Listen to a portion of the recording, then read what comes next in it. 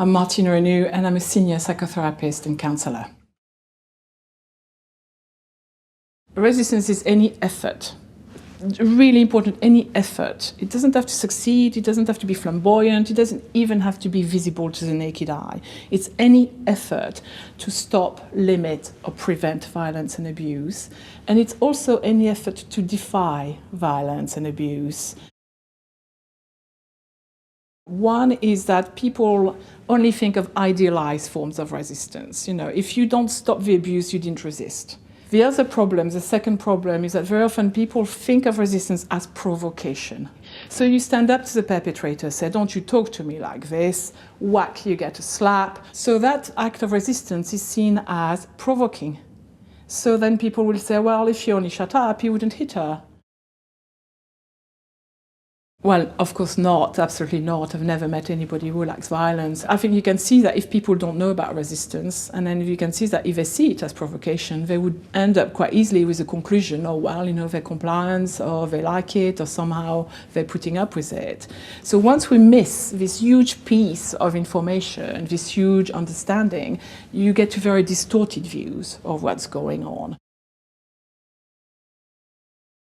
I think obviously it's taking on board the definition of it, and it's really thinking about the extent and the spectrum of acts of resistance, and completely assume that people resist. I have sometimes people who come and tell me, when I ask, how did you respond? What did you do? Nothing. What can you do?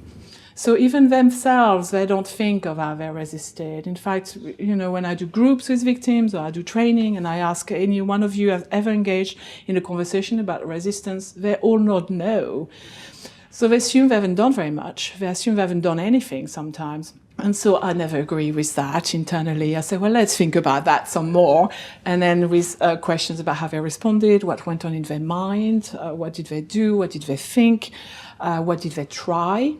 And then you do begin to get a picture of all these things that they did to resist violence. Imagine, you know, you go from thinking you're useless, you didn't resist, you didn't fight, what's wrong with you, you're a wimp, you're weak, to, wow, yeah, I didn't stop him, but look all I did. Then that's pretty major shift of perception. At last, they really see their part in it. Not just what he did or what the perpetrator did, but what they did.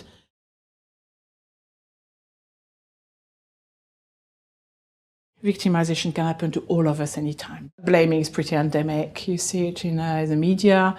You see it amongst professionals. Perpetrators, of course, they blame the victims. That's why it's so shocking. We blame them too, because we support perpetrators.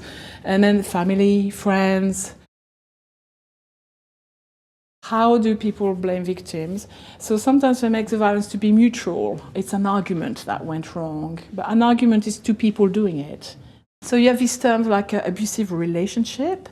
But if I say Tom and Sarah have a passionate relationship, you imagine both people are passionate, not just one.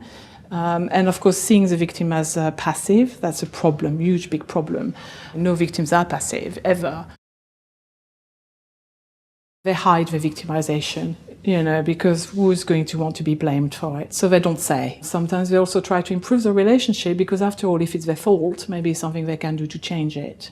So they may even be staying longer than they possibly would if they weren't taking responsibility for it.